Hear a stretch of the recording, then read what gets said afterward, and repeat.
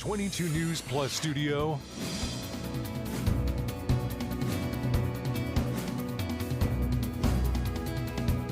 This is 22 News in Focus with Patrick Berry. Hello, everyone, and welcome to today's edition of InFocus. I am your host, Patrick Berry, and I've got across the desk from me in the 22 News Plus studio, I've got Bruce Stebbins. He is a commissioner with the Massachusetts Cannabis Commission. Do I have that right, Bruce? I'm a Close commissioner with the enough, right? Massachusetts Cannabis Control Commission. Correct. Massachusetts Cannabis Control Commission. You got So it. what does the CCC do? The CCC regulates the adult use and medical use cannabis program here in Massachusetts.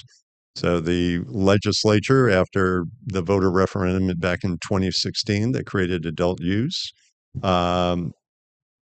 legislature passed the bill to stand up the commission, and the commission now is the regulator. So we create the regulations that guide how both the former medical program and the adult use program work here in Massachusetts. Is there still a medical? Because I remember when it first came about, it was medical only, and so Right. Is the medical side still there? We still have a medical program that serves over 80,000 patients across the Commonwealth. So they tend to have products that might be a little bit higher in THC, but certainly they're working with one of our certified physicians to find a cannabis product that can help alleviate any number of illnesses or challenges that they might have. So how did you get involved in the commission? How did you end up in this hot seat? Great question. So prior to coming to the Cannabis Commission, I was at the Massachusetts Gaming Commission. So Interesting. Okay. Sitting in a similar seat, but there is a seat on the Cannabis Control Commission for somebody with a regulated industry experience. So I applied when there was an opening, and I was happy to be appointed by the governor, the attorney general, and the state treasurer. So how long have you been on the Cannabis Control Commission? I joined the commission back in January of 2021. Okay. All right. So you've been on it a few years. How's it been? Interesting. Okay. My background has been in business and economic development. And I think what drew me both to the gaming position and to this position was the introduction of a whole new industry to Massachusetts. And I get excited about the job potential. I get excited about the economic development potential of both of these industries. I think with cannabis, unlike gaming, which was only limited to a handful of licenses, I think what cannabis has offered, it's offered every community the opportunity to opt in and, allow for cultivation or product manufacturing or retail. And we've seen some communities that have had a blighted piece of property that's been restored and rehabbed and is now a strong functioning business. And communities can make, a percentage of the sales off that in tax revenue back to the community. So from that perspective, it's been really interesting. So you've seen during your time on the Cannabis Commission that it's generated jobs, it's changed maybe blighted buildings within a community to something that's on the tax rolls, that's been beautified and so forth. So you find that the passage of the legislation a decade ago has really helped communities? I think it has. I mean, we have thousands of people that work in this industry in Massachusetts. And I think you can also look to nearby Holyoke, which was one of those communities that opted in very early to say, we want to welcome the industry here. I think it has renovated a lot of the buildings, the older mill buildings in Holyoke, with some transition, but I think it's proven effective, up through communities like Athol to Greenfield, even out through the Berkshires. Some older communities that might have had a vacant storefront that's been restored by the introduction of the cannabis industry. And the commission oversees not only the retail side of it, but also the cultivation, correct? Correct. So we license everything from growing the marijuana plant to having it be processed and converted into a product for consumption to the retailers.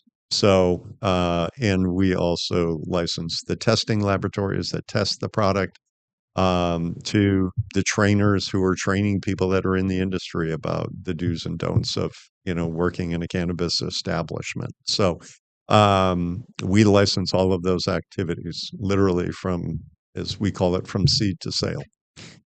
Now, I don't know much about the plant itself, but is the plant itself like like native to tropical climates? So here in Massachusetts, New England, it all has to be grown indoors, or is there an outdoor aspect as well? We have the majority of our growers grow indoors. Okay. They get more cycles of harvest through that way. But we do have some folks that are extremely passionate about the plant and think the only appropriate place for it to be grown is outdoors. Okay. I have visited an outdoor outdoor cultivation or growing Growth, yeah. operation up in Hubbardston, Mass. Huh. So it's, there are people across the industry that are passionate about the plant, and there are some that are like, no, I want to grow it in the soil outdoors to get the natural light. And I've seen cultivation facilities where at night they turn the lights on, during the day they kind of open up the roof and A little get a mix of little bit of both. both. Right. Okay. So is part of the commission's role an education aspect? I know very little about the industry, which is why you're here. So is part of your role and the other members of the commission to educate the public on what it is? We tend to educate around a lot of the public health and public safety components of it. We have a More About MJ campaign that was kicked off by the inaugural set of commissioners to help new consumers understand where they can get it, what they can do with it, things to avoid, if they're going to, grow a few plants at home, which they're allowed to do, how do they do that safely? So it's been that type of consumer awareness and public awareness that we've been focused on. But, we certainly do a lot of education to our social equity applicants that are out there. So, we've gone looking for some public awareness dollars over the last couple of years, and because of tight resources at the state level, we haven't gotten some new money to kind of update some of those campaigns. But the More About MJ campaign, how to Okay. safely keep products out of the hands of folks under the age of 21, what mom and dad can do to make sure that if they're consuming, that they're keeping those It's products no out of the different than hands. alcohol, right? Same Right. idea, right?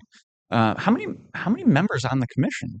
There are 5 full-time positions for Okay. commissioners, and each of us is expected to bring a little bit different background. So we have somebody who has public safety experience. We have somebody who has public health experience. We have a seat that is specifically held for somebody who's concerned about civil justice and social equity. We have somebody whose background has been in finance or business.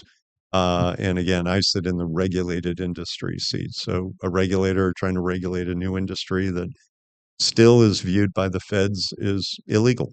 Okay. We are up on our first commercial break. We're here with Bruce Stebbins from the Massachusetts Cannabis Control Commission. We'll be right back after this. This is 22 News in Focus with Patrick Berry.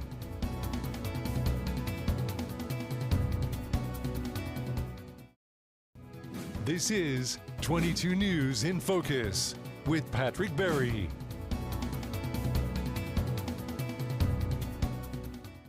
Welcome back to this edition of In Focus. I am your host, Patrick Berry. I've got Bruce Stebbins across the desk from me from the Massachusetts Cannabis Control Commission. Bruce, thanks for joining me. I appreciate My it. pleasure. Happy to be here.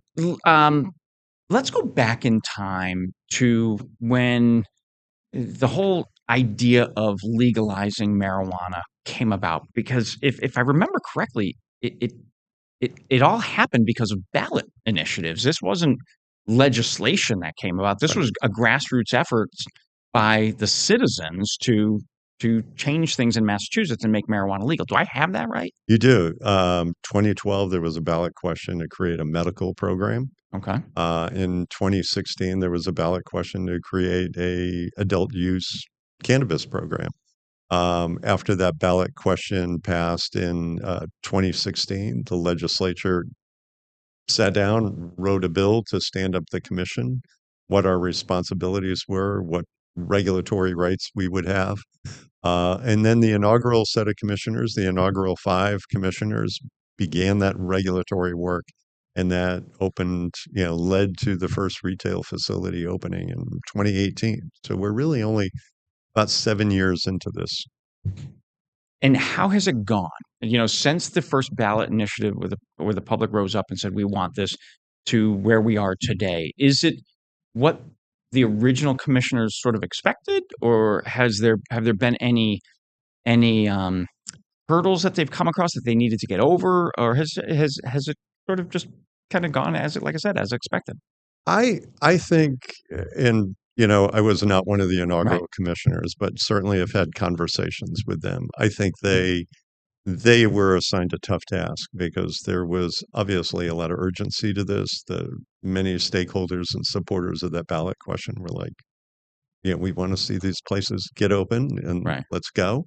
I think what they gave us was a regulatory framework that was conservative as opposed to being too loose. Hmm. So I think we find ourselves here 7 years later at a point where we can begin to look at some of those regulations, see if they still make sense, as opposed to the other narrative, which would be, oh, we forgot to regulate for that. So we constantly are adding new regulations, which I think would have caused a lot of turmoil for the industry, just trying to keep up with new changes. But I think, since I've been here, we've done a lot of regulatory work. We actually have changed some things that were prescribed by the inaugural set of commissioners. And as well as we've tackled some new topics, legislature passed another bill in 2022 that gave us some new authority. And, we had to quickly pivot to be able to operationalize that. But one of the things that we're currently doing now are looking at our regulations. What are some of those things that we can change that are either redundant or not necessary anymore? I mean, in a sense, kind of, can we modernize our regulations a little bit now that we know a little bit more than when we started? So over the course of we'll call it 6, 7 years since the legalization of retail, really, Hmm. has I know there was a place in Northampton. The line was around the block when they first opened. They were one of the first in the area to open. That line's long gone. Do you see a lot of retailers, or actually not a lot of retailers, just sort of the retail environment kind of hit a level ground now? There are enough of them open in certain areas where customers know where to go, and everybody's sort of making enough money to survive. Well, you make a good point. That early onslaught of customers going to a few dispensaries, those days are behind us because we have more facilities that have opened. Understanding that every community in Massachusetts still has the choice of whether they want to allow cannabis businesses within their community. So we still have well over 100 communities that are like, we don't want to license any facilities in our Wow. community. So, for retailers, obviously, I think what we saw early on was a very high price per gram. That price has kind of gone through a bell curve and has come down to about, oh, $4.60 a gram. Obviously, there was more money to be made at the introduction of the industry, Right. obviously. But I think you find retailers are doing, they're really focused on customer service, like educating the consumer that when they come in, they are trying to be as competitive on price as they possibly can. And we do see mixed records of success. We have some retailers that, um, may not be able to weather the storm or may not, for one reason or another, decide to close their doors. There are other retailers that are doing it, are being very successful. They've opened up maybe a second location. Okay. So it's been mixed results, I think, at the statewide level.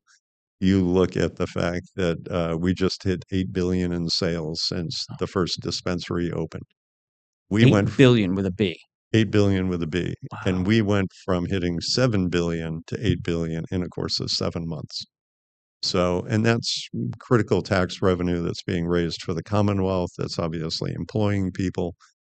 So those numbers are strong, but obviously, if you're that individual retailer, you're looking at the price per gram. You're looking at, am I carrying the right products? You're looking at other things regulatory wise, that might be a cost on your business. So, but for me, that high sales number um, shows me a couple of things. A lot of product is still being moved through the market. And, because the price coming down, it's good for the consumer, and it may help us in some ways cut into the illicit market that still exists. So the illicit market, to your point, still exists. I would think it doesn't. And again, I look at the legalization of marijuana a lot like alcohol, right? And I may be wrong in that, but I don't see a lot of local, backroom distilleries. There probably are some, but you still go to your local store and buy what you need. Right. No, we're hoping to have a study. We look to a study that I think is due on the spring to give us, it's a tough thing to measure, but to give us an assessment of what has happened to the illicit market. Because of taxes, it's still probably cheaper to buy from, somebody who's not licensed to sell. But at the same time, we are trying to utilize, the labs that we license to make sure that the product a consumer is getting has been safe, it's tested, Right. it doesn't contain anything that shouldn't be in there. We have two great labs out this direction. I know there's one in Holyoke and one out in Westfield that are doing that type of work. So, we feel that's kind of an added incentive for people to purchase through the licensed market. Makes sense. Makes sense. We're up on our second break. We're here with Bruce Stebbins from the Massachusetts Cannabis Control Commission. We'll be right back after this. This is 22 News in Focus with Patrick Berry.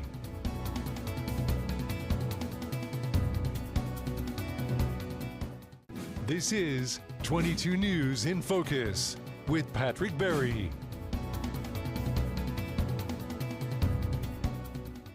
Welcome back to In Focus. I am your host, Patrick Berry. I'm here with Bruce Stebbins from the Massachusetts Cannabis Control Commission, learning all about cannabis here in the state of Massachusetts. Bruce, a few minutes ago, we were talking about the amount of revenue that the industry has brought in. It went from $7 billion to $8 billion in a matter of months.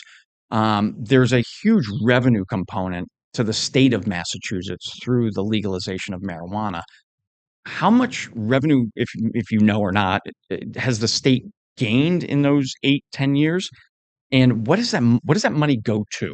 Sure. Does it help roads, schools? What does the money do? Sure. I will tell you, I think our most recent annualized figures show that the industry brought in about $290 million into the Commonwealth. Now, that's just A year or over the years? That's the most recent year we have on record. Okay. And the total all-in tax rate is about 20%. So, yeah, we hit about a $290 million mark. That excludes income tax and everything else. That's strictly on the sales and excise taxes that are collected, as well as the license fees and everything else like that. Most of that money all goes into the Marijuana Regulation Fund. I'm always quick to point out that we do not control the Marijuana Regulation Fund. That is all subject to appropriation by the legislature. Right. And that money goes towards Department of Public Health programs. I think it has also gone towards, the T. It's gone towards where other sources of revenue are needed in the Commonwealth. It does partially fund our agency. Our agency is funded at about $19 million a year. And about 15% of that goes into a new social equity trust fund, which is a grant program designed to help our social equity licensees start their own business, help pay their bills, help them expand. But that's recent. That's within the last 2 years that fund got set up and revenue directed from the Marijuana Regulation Fund into that fund. So it certainly sounds like, from a revenue standpoint, this has been a win for the state. Yes. I would mean, agree again, with that. kind of touching back on your previous role in the gaming commission, same thing. Legalized gaming in Massachusetts, a benefit to the state of Massachusetts. Sure. When I look back on gaming, right, we had Connecticut that had casinos, New York, Right. Rhode Island casinos. Everywhere around us. We were trying to capture that money that we knew was going out of state. We tried to capture that and bring it back in state. Let's shift gears now and let's talk a little bit about one of the hottest topics, which is social consumption. Mhm. And again, I mentioned this multiple times today. I look at the marijuana as much as I look at alcohol. You don't drink and drive, you don't smoke and drive. Right. But I can go to a bar, a restaurant, and I can consume alcohol. I cannot do that with marijuana. But is there a plan in place where you will be able to, at some point in time, consume marijuana in some type of public setting? That's what we hope we're getting to. We are in the final stages of publishing our regulations around how we will allow social consumption. Back in 2022, in the legislature last had a cannabis bill. They kind of unlocked what we needed to do to move social consumption forward. And that was how communities themselves would decide to opt into allowing social consumption or not. They can do it by a ballot referendum in their hometown, or they can do it by a simple bylaw or ordinance change. So, what we have done is, first of all, we went out and created a regulatory framework that will create 3 new license types to allow for social consumption. A supplemental license type that might be attached to an existing retailer. You buy their product, you go through a door into another lounge area, and you can consume it on Kind of like site. a cigar lounge, a cigar store. Exactly. Okay.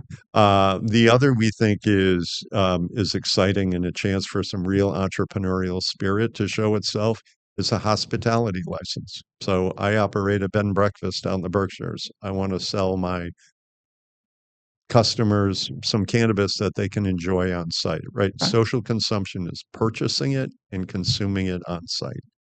Um, we did a lot of outreach in building this framework as we've constructed it to public health officials, the industry, public safety officials. I've talked to Mass Chiefs of Police. I've talked to the DAs across the Commonwealth. We've talked to industry stakeholders like, how can we make this viable? How can we make this attractive for somebody to want to pursue one of these licenses?